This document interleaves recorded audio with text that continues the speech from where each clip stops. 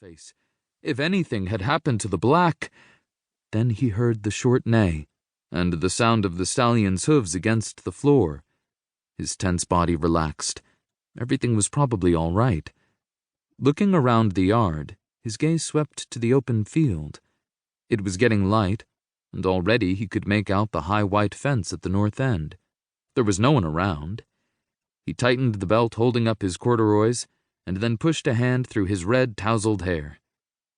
Turning on the lights, Henry appeared in the doorway. He beckoned Alec inside. The black was in his stall. He whistled softly when he saw Alec, and shook his black mane, which mounted high, then fell low like a crest. "Find anything, Henry?" "He was out of his stall. Someone's been here. There's been a fight of some kind. He's sweated." Henry ran a gnarled hand over the stallion's body as it glistened in the bright light.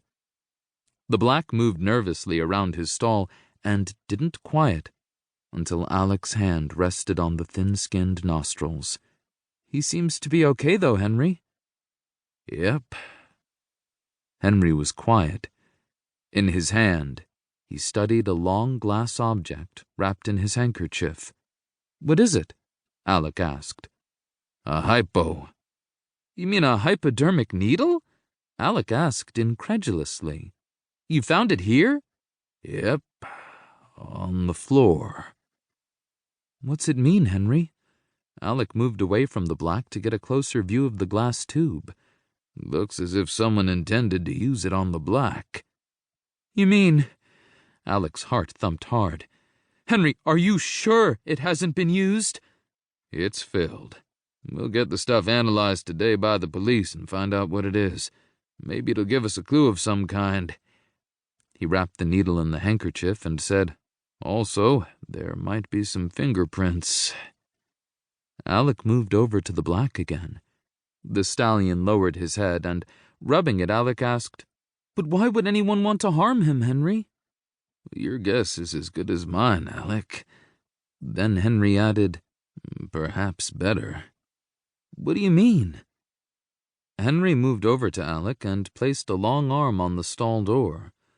"Well, here's how I figure it out. The black is a valuable horse since he beat out Sunraider and Cyclone last June. There's no doubt that he's the fastest thing to set foot on any track here or abroad. Now, to my way of thinking, there's a good many reasons why somebody would want to steal the black. He couldn't be raced, but he could be used for stud. That horse could do much to improve the bloodline of the American thoroughbred." "But, Henry," Alec interrupted, "he isn't a registered thoroughbred. There are no papers. We know so little about where he came from or anything. If they won't let us race him anymore because no one knows who his sire and dam were, I don't see how anyone could use him for stud either and get away with it." "Some folks might be able to get around it," Henry answered. "But let me finish. Now, whether or not anyone could get around the lack of registration papers for the black is beside the point. Nobody tried to steal the black. They tried to kill him. Or at least that's what I think we'll find when we've had this stuff analyzed." His gaze shifted to the hypodermic needle, then back to Alec.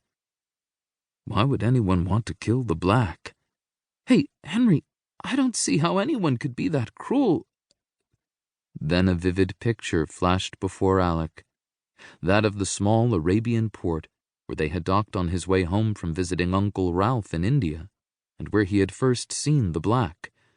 Again, he was looking down from the deck of the old freighter Drake and beholding a sight that made his body tremble with anger. The glistening black horse, too big to be pure Arabian, high on his hind legs, forelegs striking furiously in the air, white lather running from his body, and around his savage head was tied a scarf, covering his eyes. 2 ropes led from the halter, and 4 natives were attempting to pull him toward the ship. Standing behind the stallion was a dark-skinned man wearing a white turban. In his hand he held a hard whip, which he raised menacingly. Then he let the whip fall on the black's hindquarters, and the stallion screamed. It was unlike anything Alec had ever heard before. It rose to a high-pitched whistle, the cry of a wild, unbroken stallion. He bolted, and if Alec had ever seen hate expressed by a horse, he had seen it then. The stallion struck one of the men holding the rope. He went down.